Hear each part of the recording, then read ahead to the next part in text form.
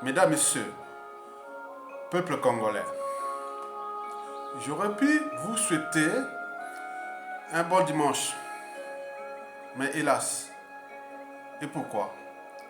Parce que le peuple congolais de l'intérieur du pays, ou ceux qui sont restés au pays, vivent l'enfer sur terre. Nous vivons l'enfer sur terre.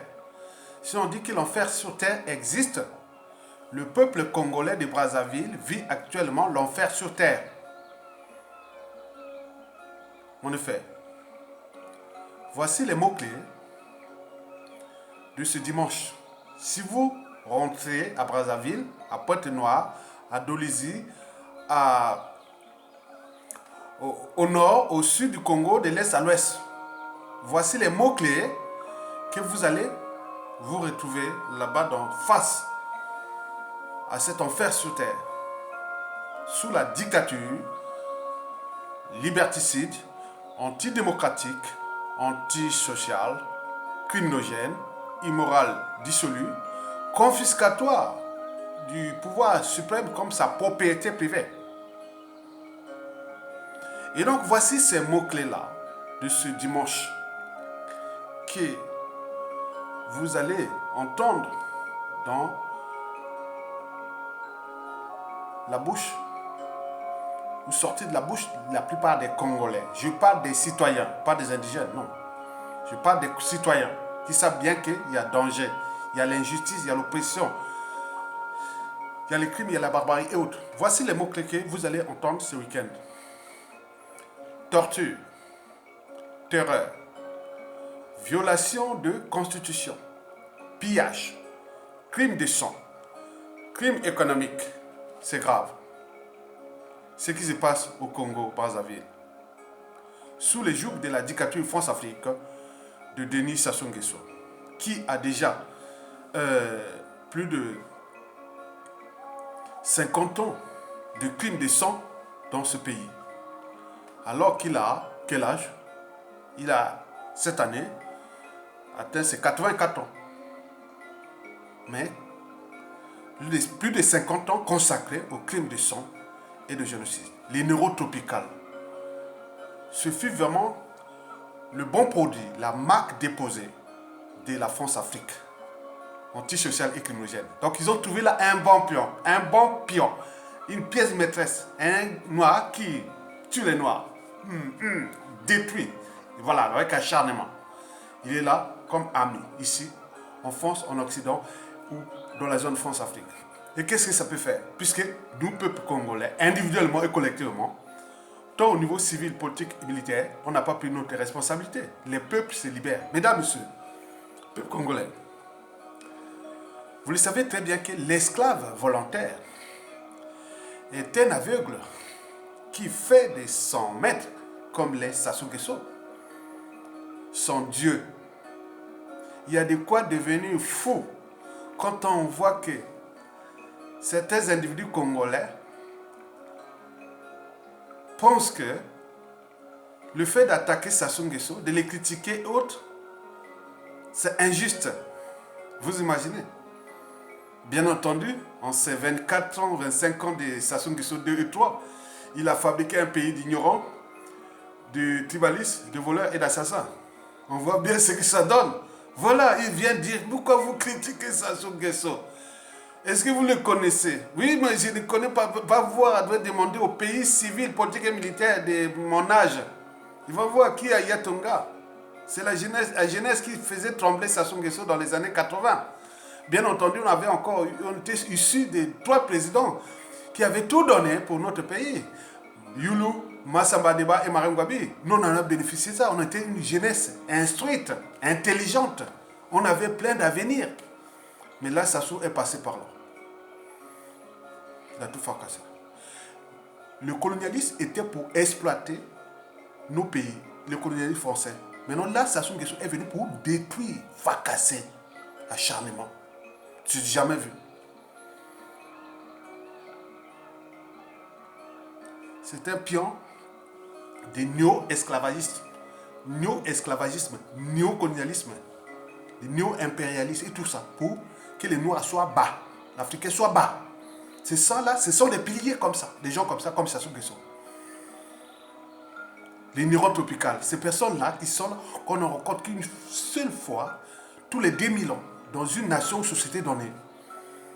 On l'appelle l'ogre des bords de l'aliment, parce qu'il a laissé derrière lui, dans les routes, dans les villages, dans les villes, dans les forêts, dans la nature, partout qu'il y a des cadavres, de tout âge.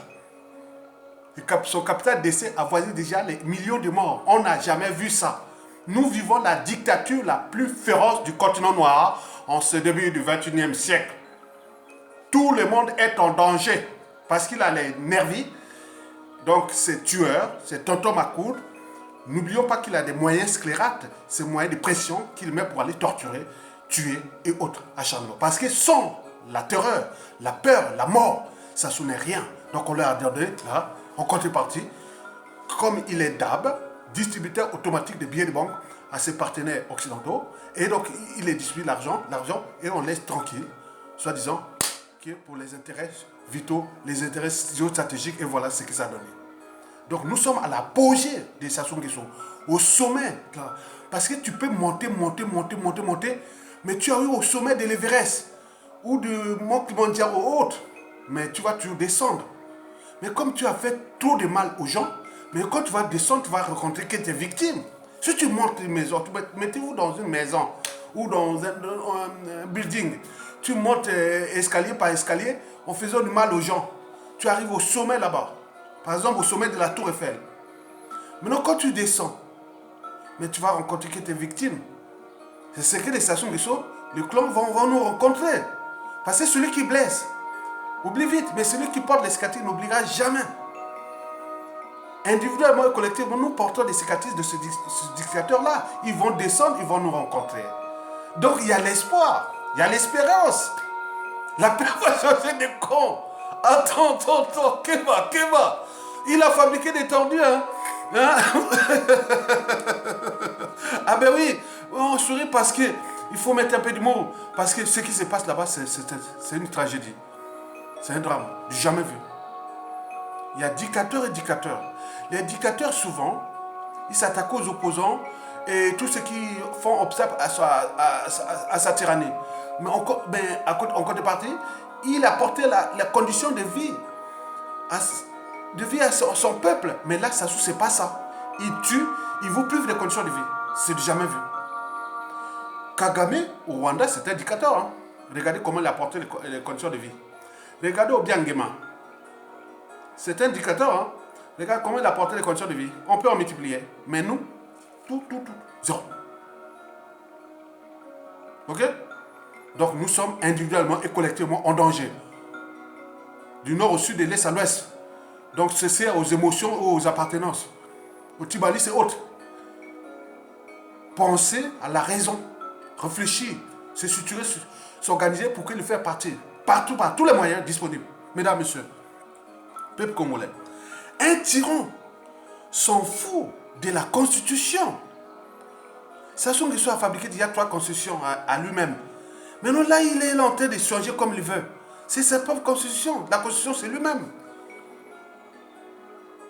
Parce que lui, il conçoit ce pays-là comme sa propriété privée. Et le titre de président de la République, c'est comme la propriété privée. Donc il change ça comme il veut. Donc un tyran s'en fout de la constitution. S'en fout du caractère sacré de la vie humaine. S'en fout de la dignité humaine. Sinon, ça se saurait. Un tyran, on le chasse par la rue. Insurrection ou révolte, ça s'est passé partout. Un tyran, on le chasse par la rue ou par la révolte, insurrection. À défaut, par un coup d'état militaire salutaire. Donc, par les armes. Comme ça s'est passé au Mali, au Guinée-Conakry, comme au Zimbabwe et partout. Donc, cessez de glander si vous n'êtes pas capable de vous rebeller. Mais lui, il va partir, c'est un être mortel. Il va partir, nous laisser que la merde, un pays ingouvernable.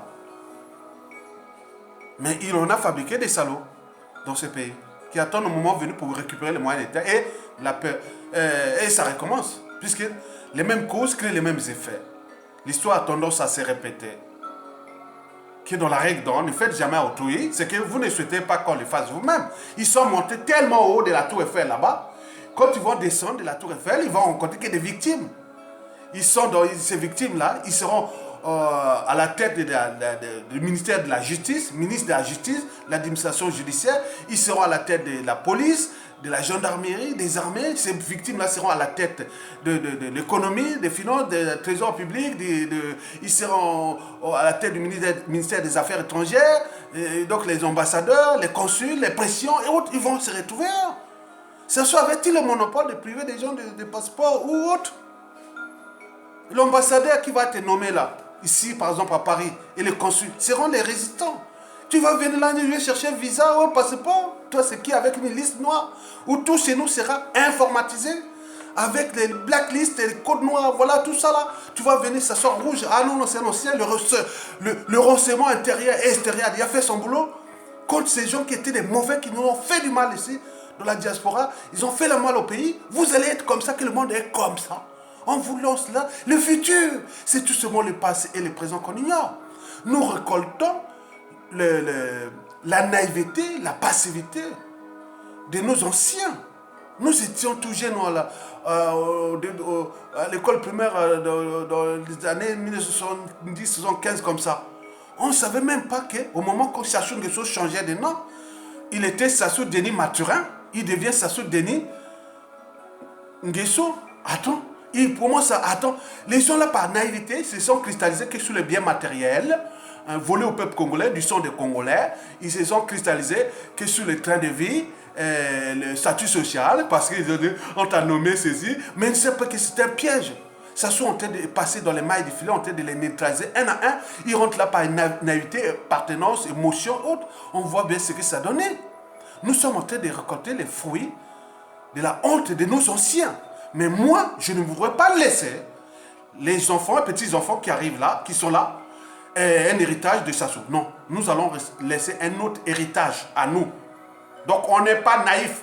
On lâchera rien. On lâchera rien. Jusqu'à la mort. On ne lâchera rien. Parce que le futur, c'est tout seulement le passé et le présent qu'on ignore. Imaginez-vous que ces générations, ça va tomber. Et ces générations qui sont à nous, qui sont déjà... Oui, on serait déjà aux affaires là depuis longtemps. Parce que nous, à l'époque, on était... Attends, Congolais, moi, tout était promis. Moi, la voie était tracée.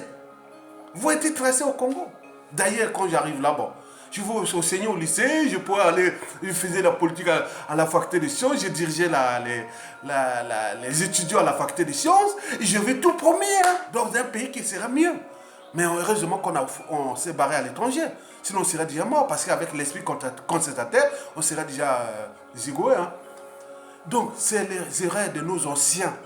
Et nous, on ne veut pas laisser ça aux générations actuelles et futures. Donc, on va se battre pour que ce gars-là dégage.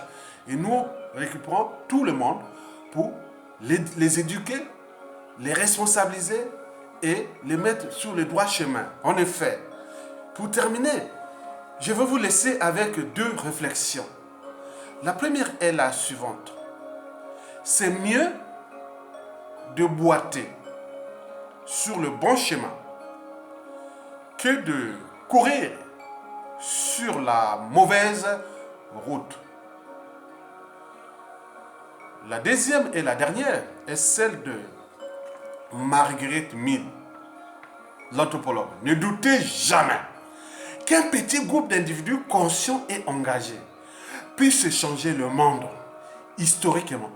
C'est toujours de cette façon que les changements s'est produit.